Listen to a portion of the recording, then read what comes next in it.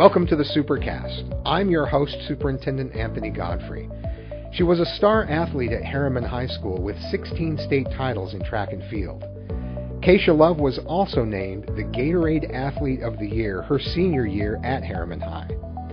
Now her drive, tenacity, work ethic, and natural ability have Kaysha going for a gold medal in bobsled at the 2022 Winter Olympics.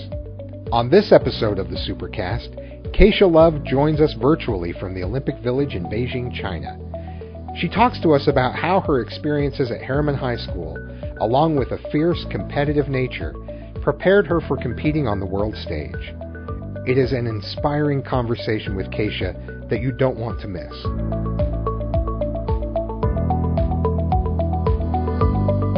We are excited to have Kaysha Love on the Supercast today, an Olympic athlete and a graduate of Herriman High School. Kaysha, thanks for joining us. Absolutely. Thank you. It's an honor to be even on your guys' podcast. I'm so excited to take you guys along on my journey here in Beijing. And you are in Beijing. That's pretty incredible. And you are hours away from being part of opening ceremonies. How does that feel?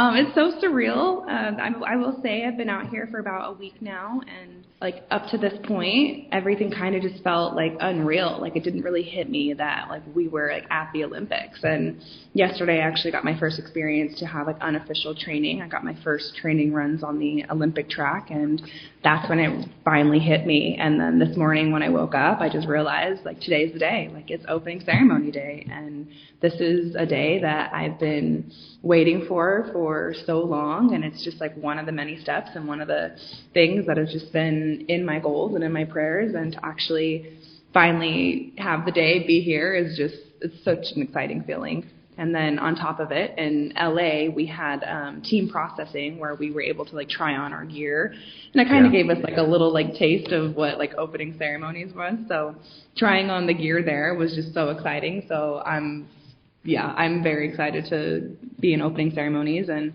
wear that beautiful fit. That's exciting. And you get to keep it. Yeah, we get to keep it, yeah. One of your many souvenirs. That's pretty awesome.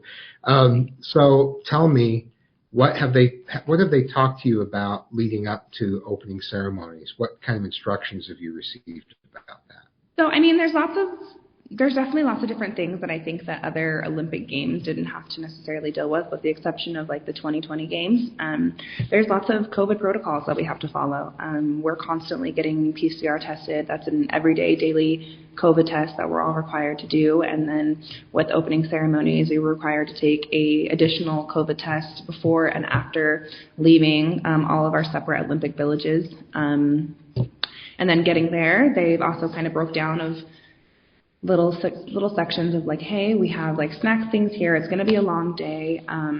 But they're just really emphasizing like the mask protocols and just making sure that you're remaining positive on all the COVID regulations. So tell us about some of the technical aspects of a run.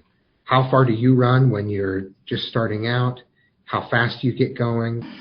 So honestly, just depends on the track. So each track, like we mentioned earlier, is a little bit different than like the next. There's not one track in the world that's identical to the following one. So like sprinting behind the sled and pushing the sled on Park City's ramp is probably close to only like a low 5 seconds versus like Lake Placid where you're looking at like 6 seconds. So it just kind of just depends on the actual course. Sprinting is like my background. I tend to do a little bit better on courses like Park City where that curve appears a lot faster. Like that curve starts at like 5 meters versus like Lake Placid, that crest comes around like 18 meters. And so it just kind of differs on that. And as far as our roles, I'm the brake woman. So for women, we only compete in monobob and two-man. So monobob is just one person, and that's just the pilot.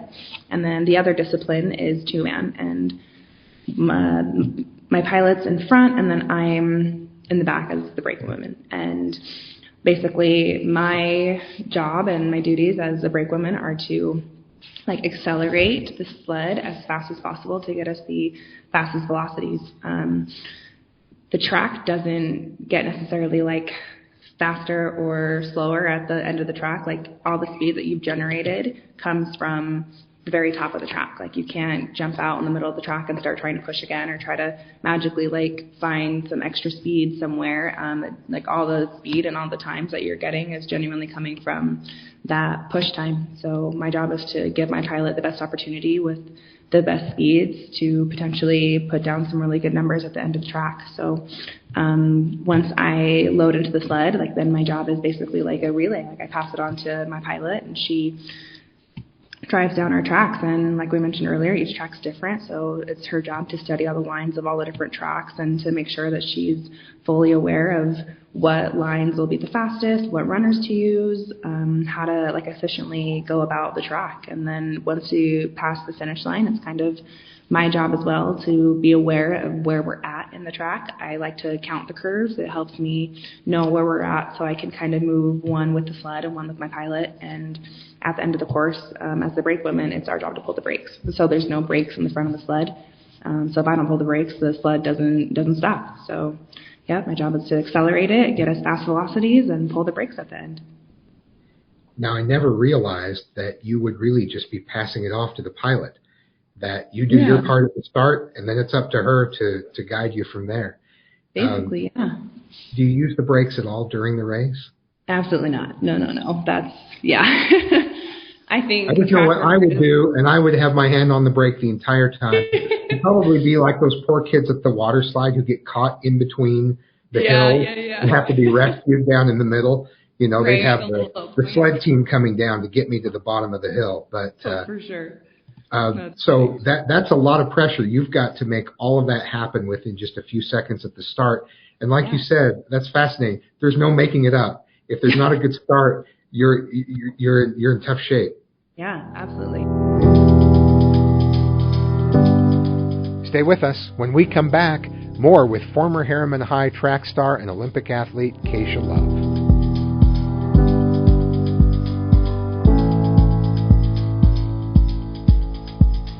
Hello, I'm Tracy Miller, President of the Jordan School District Board of Education. There are 7 members on the Board of Education, 1 in each voting district. We are committed to listening and serving our constituents as we work together to provide the best possible learning environment for the students we serve.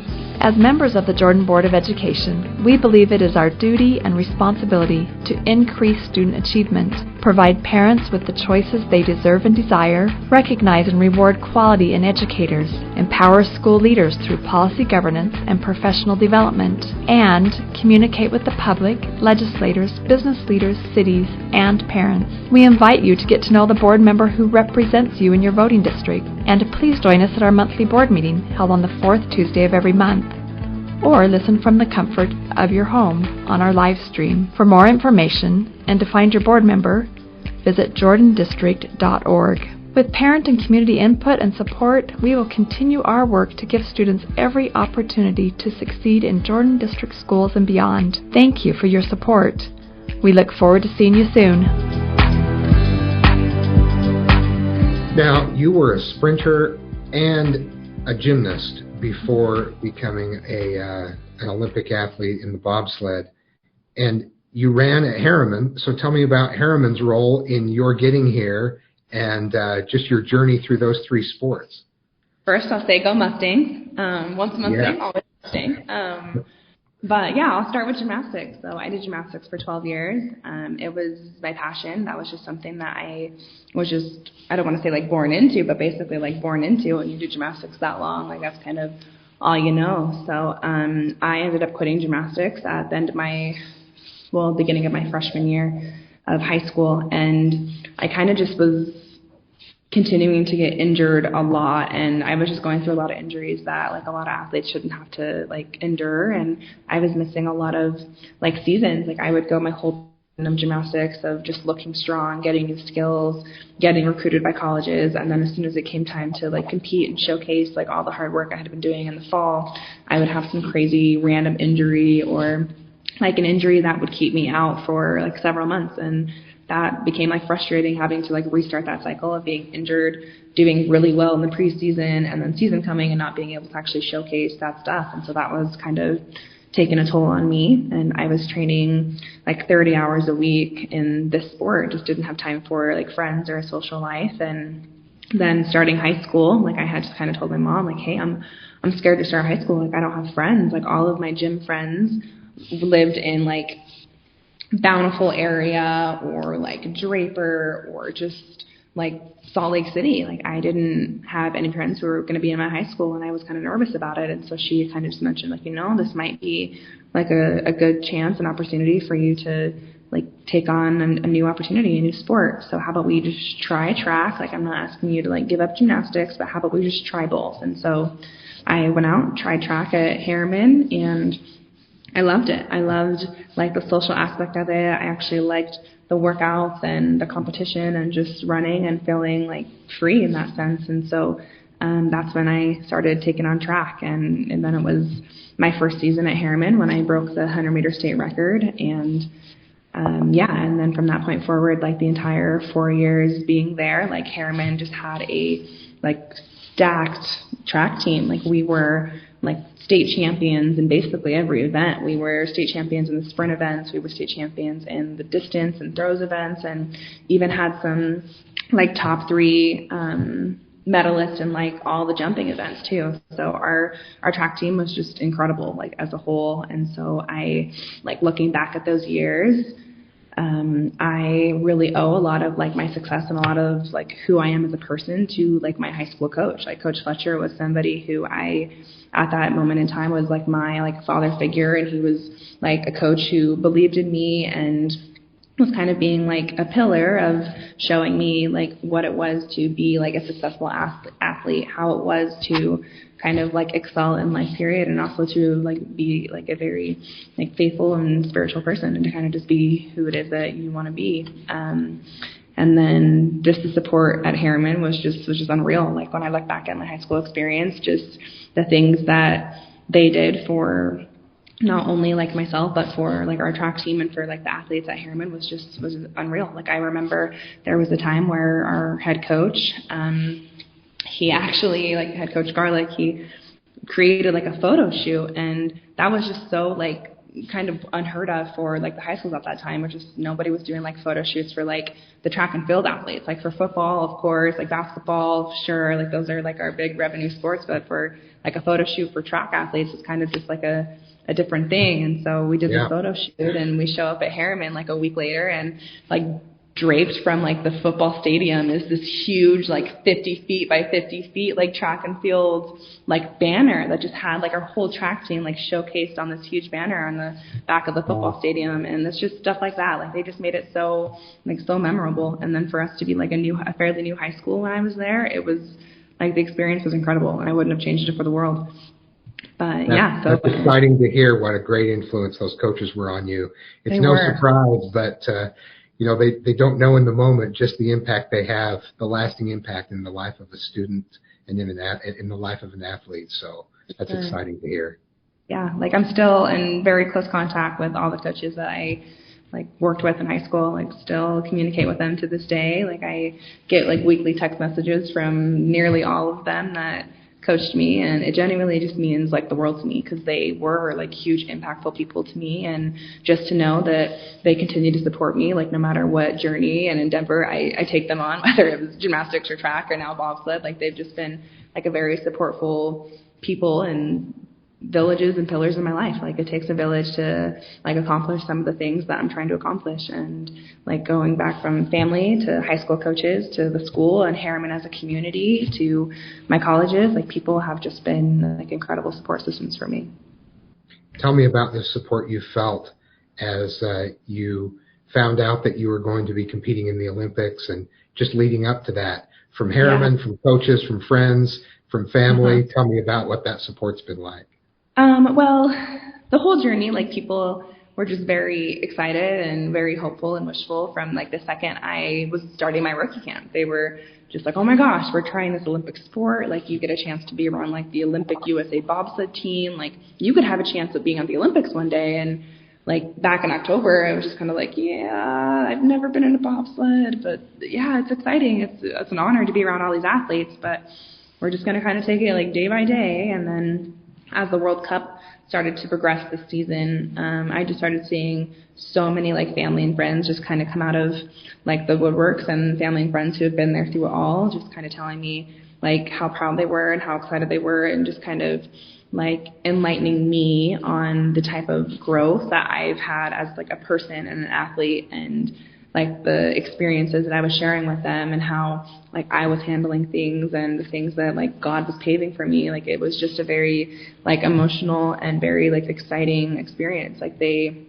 especially for like my mom, who's been there from everything. My mom never missed one gymnastics meet. She really didn't even miss any gymnastics practices. Like she was juggling her full-time job, my 30-hour practices, and somehow magically able to go to work and watch my practices and go to the competitions, and just was never missed a single thing. And then for us to go into high school track, she was at every track meet, rain, shine, snow, whatever it was. She was out there with a little heater buddy and her blanket, and her and my grandma, just everything. They didn't miss a single thing, and they were also there for all the downs that we've had too. There's been so many like things in just my life as a whole that I had to like learn to get through and conquer. And like there was a lot of journeys and stuff that I had to figure out what it is I wanted for myself. And there was a lot of down moments, and my mom and my grandma were always there for all of it. So for them to see like all of our hard work, like it wasn't even just my hard work, it was theirs too. Like my whole family made sacrifices, and